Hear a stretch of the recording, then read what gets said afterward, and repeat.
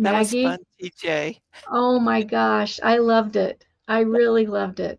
I love Good. talking about the market with other women. So thank you so much. It's just been a joy. It's I want women Right. to know that they can do this too. Thank you. And I'm gonna start following you, so that's cool. I Get it, get down. Get down. Hi, and welcome to Real Women Trade.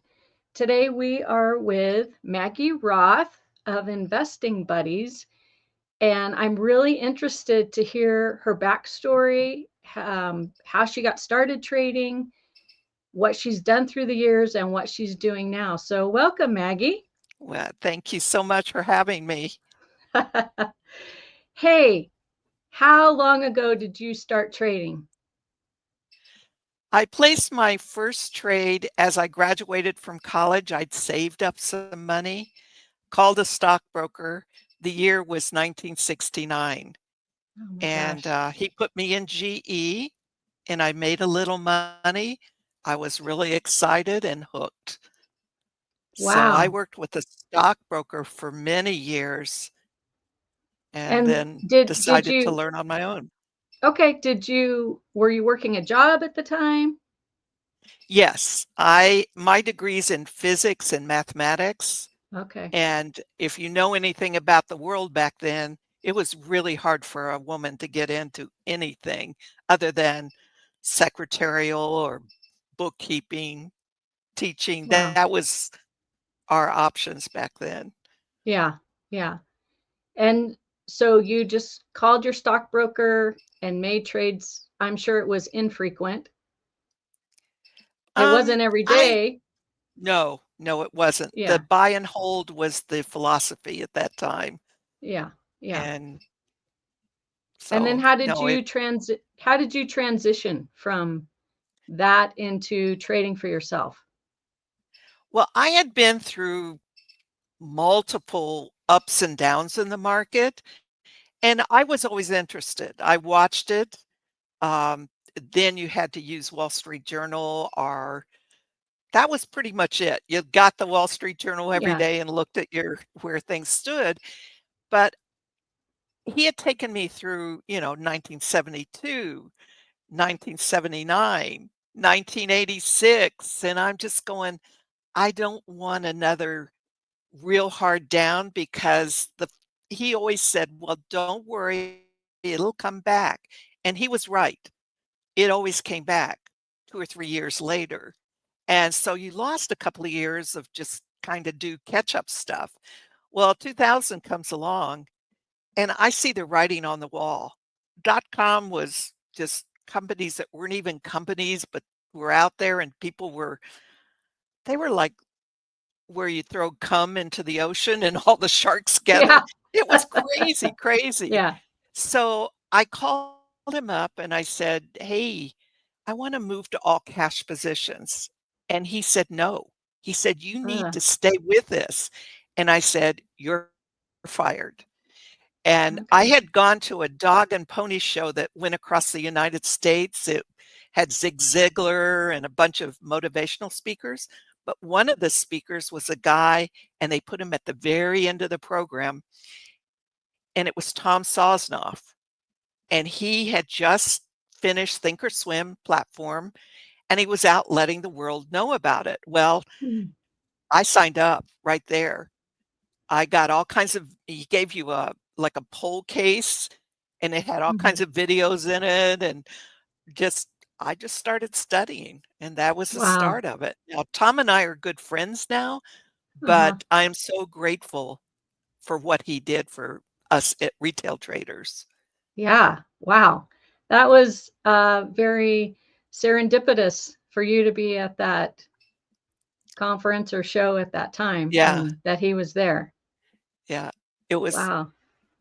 well, I believe the world is full of miracles, Yeah. and, as Albert Einstein said, "Hey, you either live like it's all miracles, or you live like there are no miracles."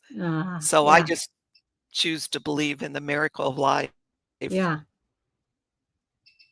And now you have your company is Investing Buddies. How did that all come about? Well, I made great returns. I've always made really good returns. I had to unlearn a lot of things I knew about the stock market, but I was smart enough to figure it out. And so all my friends started going, "Hey, show us what you're doing." And so we started as just a group that met on Saturday mornings, and I Mhm. was teaching them. That was real successful. I mean, the group did really well, and there were 25 people in the group. And then another person that taught called me and said, "Hey, do you want to come and teach on my network?" And I went, "Okay," not knowing very much about what I was doing, Yeah. never done a webinar online, but I figured it out. And that was in 2012. So I've Okay. been teaching. And then philosophically, I didn't agree with a lot of things that were going on. So I said, I'm going to start my own business. And that was Okay. in 2017. And I've been going at it ever since. Yeah. And so what exactly do you trade? Do you trade pure equities, futures, options? So far, yes to all those questions. Um, the only thing I'm not really good at is I would say futures are my weakest point right now, but I'm Mm, getting better. And I have hooked up with a guy that actually wrote the educational program for Tom for Thinkorswim on futures, and mhm. I'm getting better and better. So I'm still in the learning mode, but my forte is options. Really good Oh, at options. Yeah, okay. Do yeah, you straight calls and puts or do you do everything, straddles, strangles, everything. everything? And I came up with a trade that did really well. It was a diagonal credit spread, Mhm. did really well for years. Now I'm doing one that brings me in about and it's in the account I trade live, but it brings me in about $2,000 a day. And what it is an iron condor, but it's way out of the money on accounts that expire every day. So, Okay. I that's worked really well for me. Wow, that's awesome. And Yeah. um, how long does it take your students to kind of learn your system? I have a place I first of all, when I talk to them, we figure out exactly where they are, and I kinda slot them into the journey, I call it. Mhm. Um, and some people come to me and they're already experts. They just wanna know how I get the kind of returns I do. Yeah. So they learn really fast. The beginners, it takes a while. Yeah. Yeah. And, I have to the same way I unlearn things, they have to unlearn a lot of what they know Yeah. about the market. So what would you say you had to unlearn? Well, I think the biggest thing is I used to think that how well companies were doing was how well the stock you could expect it to go up. I mean, that came from my stockbroker Mhm. type of Right. thinking. I now know that is not what moves prices at all. It is strictly the trading herd. They're buying, they're selling, their reaction to stuff. So I'm like, I think of myself, I have dogs, by the way, Mhm. lots of dogs. And I think of myself like a border collie watching a herd of cattle.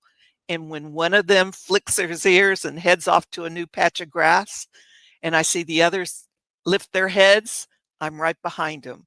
I follow what they do. And so they're pushing prices up or down, Mhm. and I'm just following along. So it's buyers and sellers that move the market.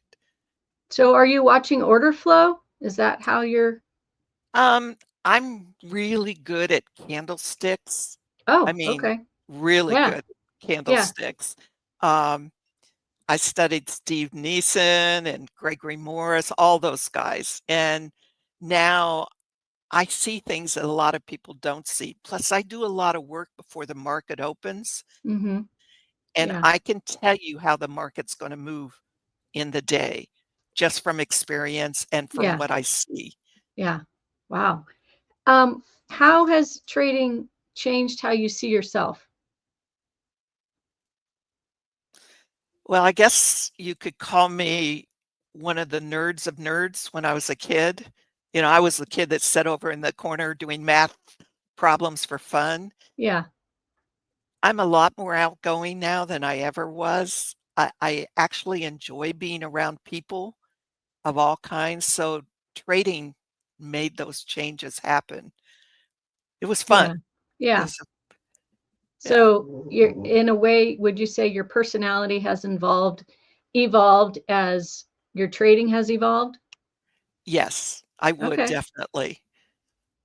I was left brain, now I'm more right brain, more creative. Oh, interesting. Yeah, a I lot would more. I would think for most women it would be the opposite. Maybe they come in more right brained and have to transition into left brain. Actually, I think right brain people are better traders. Tell me about that. So well, okay, I'm a gourmet cook, and there are Hmm. people that follow recipes to the letter of the law, Hmm. and then there are people like me that just dump and taste. Yeah. And the ones that follow to the letter of the law are more men do that. They're more analytical, Okay. they have the patterns, and so the creative part of women allows them to be better traders. They just Okay. are dumping ingredients in there and saying, "Hey, I see the pattern. Yeah. I see the So taste." of your students throughout the years, who do you think women have an advantage over men in trading once they learn the skill? Yes, I do. But unfortunately, there are very few women traders out there. Um, and the ones that are out there don't have a lot of confidence in their ability because they Mhm. think it takes more of the analytical mind. And so it takes a while to get them over to understand creative pattern people do better that Okay. see patterns out there. Okay. Well, that's really encouraging, especially, if women are watching this to know that they actually have an edge, probably based on the way they think. Mhm. And it's not a skill that's unattainable for them. Correct. Correct. Plus, they don't take it. I find men, when they make a mistake, tend to internalize it and beat themselves up about it. Yeah. Whereas women, we just go, "Oh, well, that happened and let's move on." Yeah. And so I Yeah. find that attitude is really helpful in trading. That's great. What would you say your trading style is rooted in? Logic, instinct, or experience?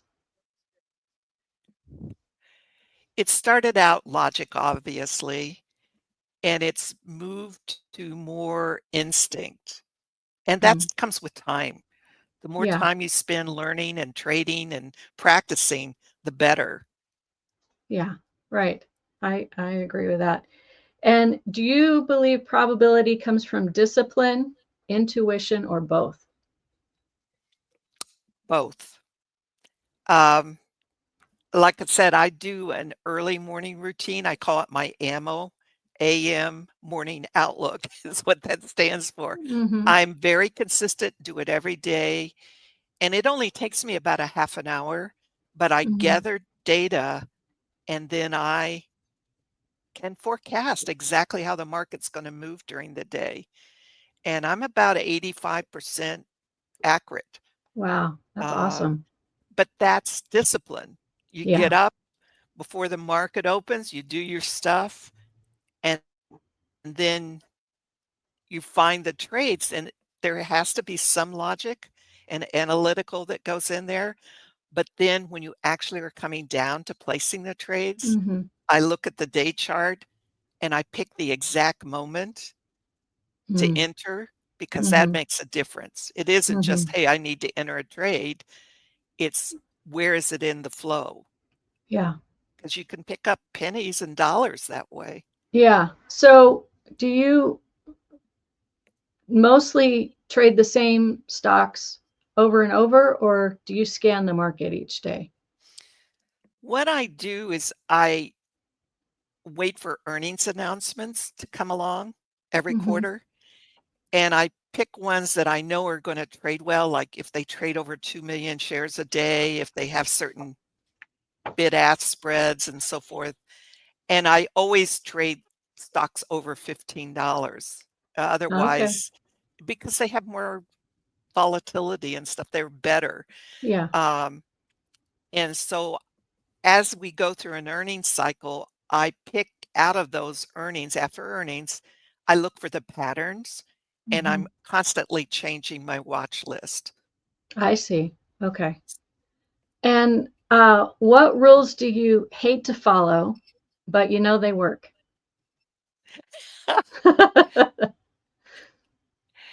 Well, I call them guidelines. That Yeah. way they're not rules. Rules you Yeah. follow to the letter. Guidelines you look at, and situations come up all the time where the guidelines won't work or the rules won't work. So I'm Mhm. more of a guideline person. In other words, I actually write down rules for each of my trades and I adjust them over the years because the market, it changes Yeah. year to year, Yeah. month to month. It's a different marketplace. I was going to say 2017 was the greatest market year ever for me as far as return, but I was bored to tears. And I kept saying at the end of the year, "We need a little drama out there." And then I could kick myself that I said that Yeah. because we got the drama big time. Yeah. How what's your average holding time of you said, you have one trade that you traded each day to collect the $2,000, but on average, would you say you're a day trader, a swing trader? Um, well, the credit diagonals I hold for 3 months and then just Okay. sell against a long every week. Swing trades, I hold them as long as they're going my direction. Sometimes Mhm. it's a day, sometimes, like the last run up on gold was almost 3 weeks. So Mhm. there is no one. It's watching the charts and deciding. And I try and stay away from day trading because I don't want to sit in front of a computer all Yeah. day long. Yeah. I have so many interests out there and so many things I like to do that watching a computer screen is like watching paint dry to me, Yeah. and So so tell us about what does an average day look like for you and how long are you in front of the computer? I get up at 4 o'clock in the morning, Mhm. uh, the market opens at 8:30, and I immediately do my ammo, my early morning routine. Mhm. I set up what I think's gonna happen in trades, then I go eat, run the dogs, that kinda thing, and I'm back at the computer at 8:30 ready to trade. Uh, uh, I will stay there for about through the market churn that happens every morning, and as soon as it kind of flattens out, I put alerts on all my trades, and I carry my phone so it dings me, and then I go play. Okay. My interests are really wide. I love to skydive, I run doggy agility, I hunt with my dogs, I have chickens and all kinds of animals, I garden, so s I'm not gonna waste my life staring Yeah. at a screen. The Yeah. alerts, then I know I got to get to a computer screen. Yeah. Wow. So What a great life. I You've know created for yourself, and I'm sure trading has contributed greatly to that. Would you agree? it has. It Yeah. has. And my other passion is I've been really successful at it and I love to teach. And that Okay. is a passion these days is I love to have somebody come along that really knows nothing and all of a sudden they're at another level of life. And my real passion is helping kids learn how to do it. Kids that Oh, are wow. entering college, having a college student loan, I Yeah. can't think of anything worse in life than graduating and owing the government 150,000 or whatever it is. Yeah. But if they Yeah. could trade every day just a little bit, Yeah. they pay for their own college that way.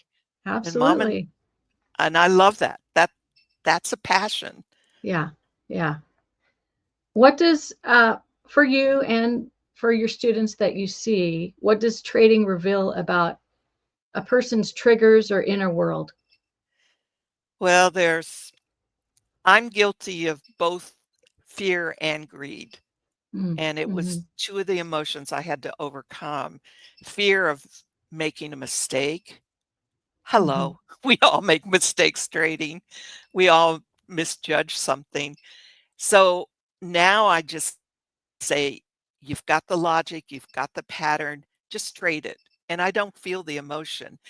Greed was a harder one for me. For instance, the one trade I do that I call far out, I traded it in originally in uh, 2018.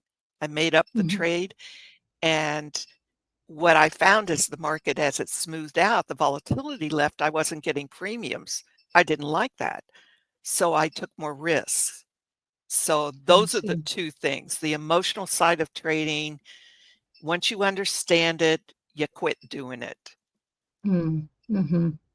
So, do you automatically set your take profits to cut that greed, or do you kind of trail your stops? I trail.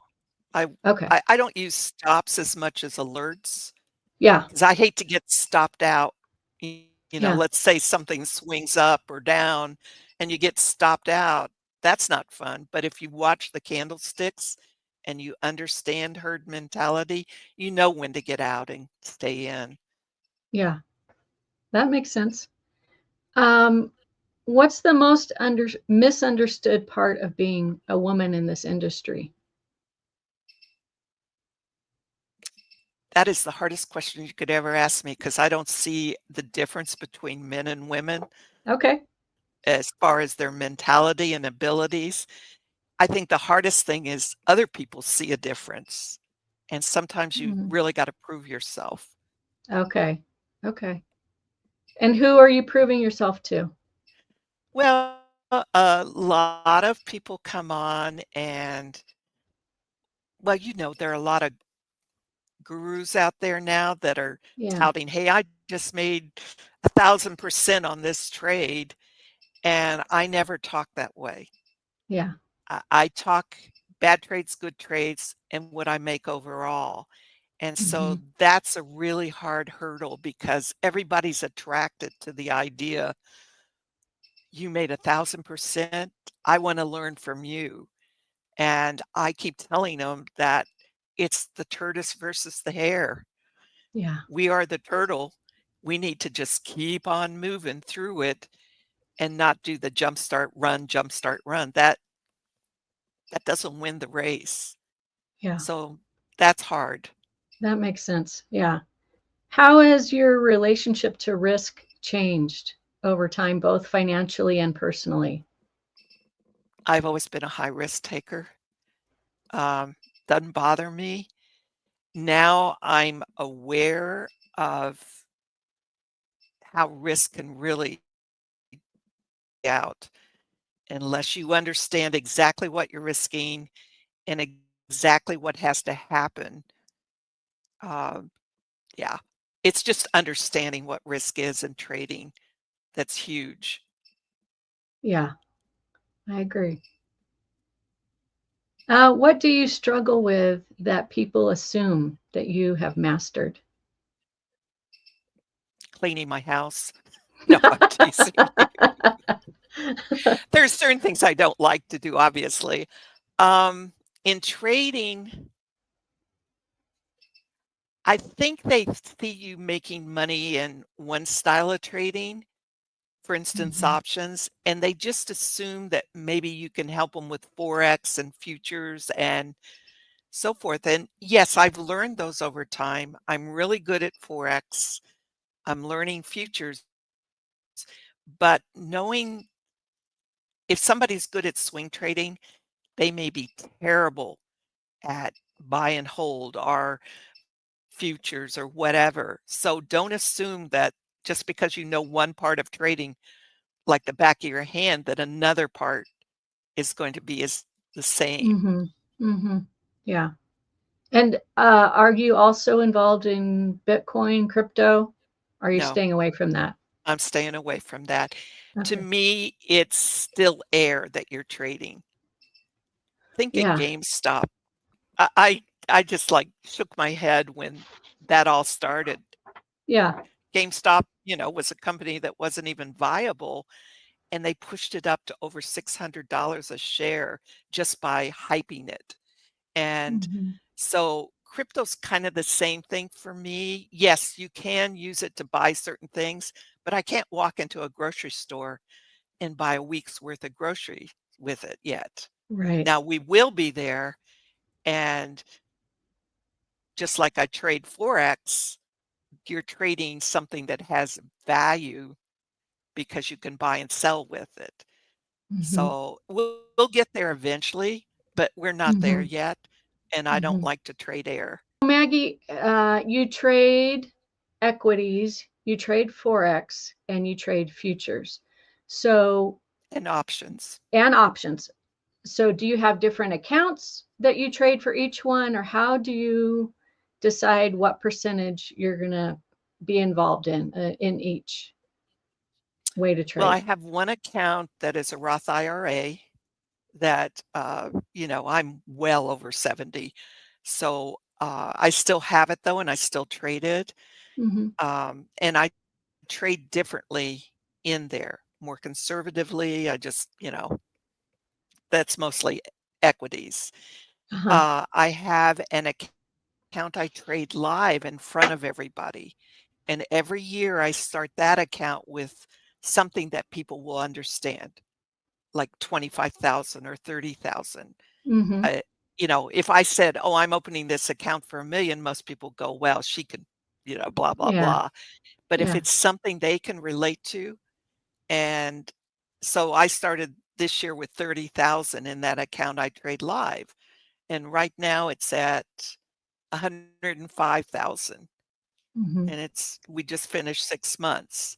So Right. people can see that and relate to it. If she can start with 30,000 and I've got 30,000, I can do it. One year I started with just 10,000 because there are a Mhm. lot of people that that's all they've got. Yeah. Now it was a little more struggle. And then I have an account that I call the family account. Mhm. Uh, my brothers, sisters, they all want in on the game, but they don't want to learn it. Yeah. So it's just a family trust. And then I have my Okay. big account that I make my money in. Yeah. So, um, with your profits, Mhm. do you diversify into real estate or other assets? Or are you just strictly staying with stocks or the stock I market? have I don't like real estate only Mhm. because, like commercial real estate right now, there are fewer and fewer storefronts. I don't wanna be involved in that. The homes, I have cleaned up more garbage and repaired more damage, and I only have 1 right now. Mhm. What I like to do with my money, and it's part of being older, Mhm. is that you have money, what is the value of it? Mhm. And I see the value in giving hands up to people Mhm. that Mhm. need it. And so that's what I Yeah. do. Yeah. I That's work with great. the homeless here in Tyler. Mhm. Um, we don't have a homeless problem here, and part of it's because of me. We Mhm. have a problem. There will always be a homeless problem, but it's nothing like other cities. So, um, that brings me actually a lot of joy. Yeah. Yeah. So, Yeah. that's what I like to do. Yeah. What impact do you want your story to have on new traders and especially women? Everything's possible. There's nothing that's stopping you except your own mental blocks. Mhm. Uh, I've I've believed that since I was a little kid. I was in athletics, and I think that having that kind of attitude is the reason that some people get gold medals, some people never make it. Mm. It's just Mhm. everything is possible. Mhm. And if you could whisper one sentence to yourself at the start of your trading journey, what would it be? At the start, when I At first started trading, when you first started trading, knowing what you know now and the journey you've been through. don't use a stockbroker. No, learn it learn it on your own. Yeah, yeah. I read the book, Navarez. He was a dancer, and he was trading, in the old days with the stockbroker, but he would get off a plane, he traveled and so forth, and he Mhm. was trading, and he grew his little account to over 3,000,000. Now that was years ago. Yeah, Everything was possible. I would have done the same thing if I knew that was possible. yeah. Yeah, And what does freedom mean to you now? Because it sounds like you have it. I have it. Money is a tool. Mhm, It and the moment you think of it as a possession or something else, that's when life isn't quite as much fun. mhm, So if you use money as a tool and you go on adventures, I still make a list up of every year of things I'm gonna do during the year. mhm, For instance, I wanna go on a dory ride down the Grand Canyon on mhm, the Colorado this year, not a mhm, rafter, but a dory. So, mhm. um, that's on my list. I've Yeah. already done like 5 of the 10 things I put on my list this year, so Wow. it's fun. Yeah, Yeah, that's great. it's an Uh, adventure. yes. What part of this game is still a mystery to you? I don't think of it as a mystery, I just think of something I haven't conquered yet, and right now for me, it's futures. Mhm, Um, mhm, the teaching side, I wish I had the answer for everybody, I don't, and I've mhm, learned to kinda listen to each person because we all mhm. learn different. We Yeah. all see the world different. That was a huge thing, and I'm still learning how to relate so that people can grasp what I'm talking about. Mhm. What's your favorite candlestick? Dark cloud cover. And can you explain to the viewers what that is? Imagine the market's been going up nicely. Every day is kinda little up, little up, and then all of a sudden you see something gap up and have a down day. It's still above the day before, but it's a dark cloud Mhm. covering. That's a reversal signal. It's my favorite one. Okay. And what would that look like in the opposite direction if it had been trending down? That would be, I call it it's a morning star. So you Okay. see something going down, down, and usually when Mhm. something goes down hard, there are little pullbacks and then it'll go down more, little pullbacks. And so all of a sudden you'll see a doji below the closing of the day before, and that's usually indecision by buyers and sellers.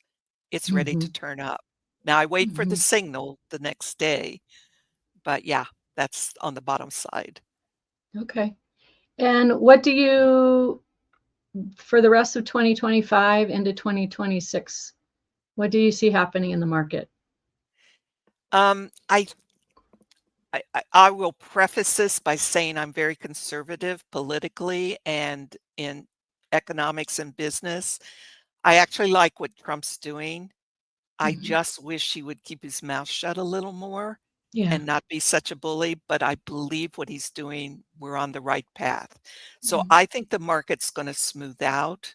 We've Mm. been through a really rough patch, and I my hope and my prayer is that the Democrats and Republicans quit this head knocking and Mhm. say, "What do we want this country to be? Mhm. What do we want available for our people?" and start moving us toward that direction. That's my hope. Yeah. If that happens, the market's gonna be really nice.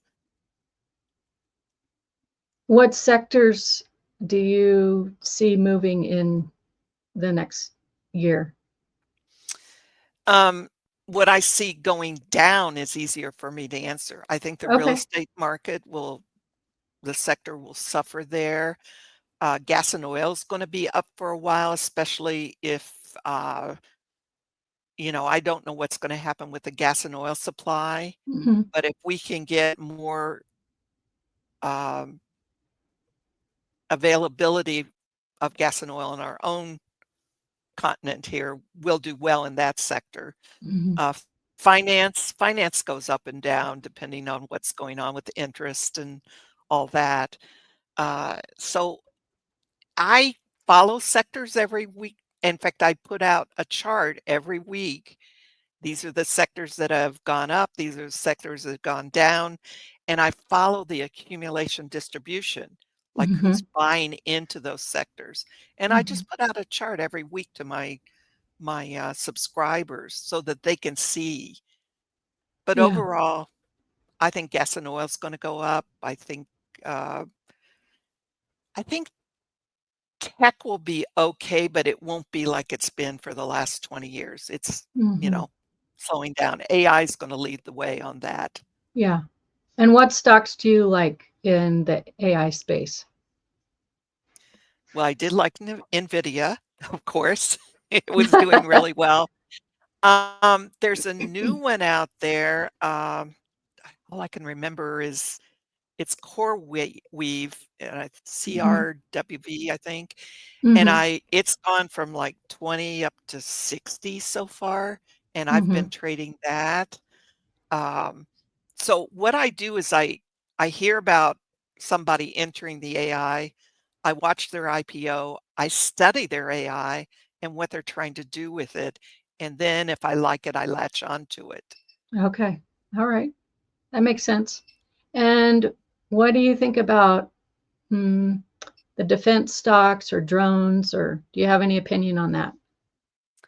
Well, for a while there, I was watching, Lockheed Martin and Boeing as we went through the Middle East thing. Mhm. I think we're pulling back on that. I think drones are gonna be part of our life for the rest of our lives Yeah, right. for a long time. I haven't followed any particular stock. Do you have one you like? I do.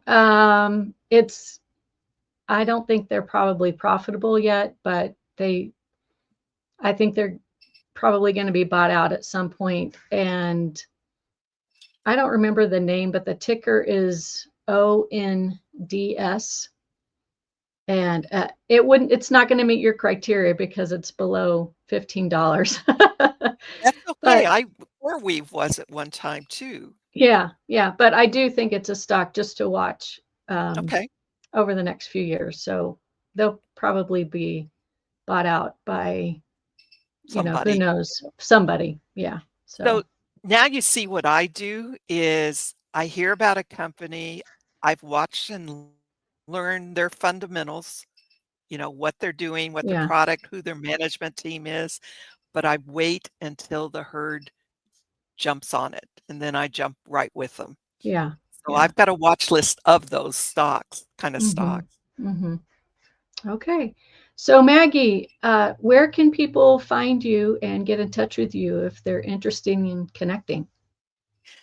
www.investingbuddies.com is the main way, or they can email me at learn@investingbuddies, and I always Okay. get all those. Sure. Okay. And all that information I'll have linked at the bottom of the video. Maggie, it's been a joy. And I know Thank a lot you. of women are going to get value out of listening to your experience and everything that you have to offer. Please check out Maggie at investingbuddies.com, and we'll see everybody next time.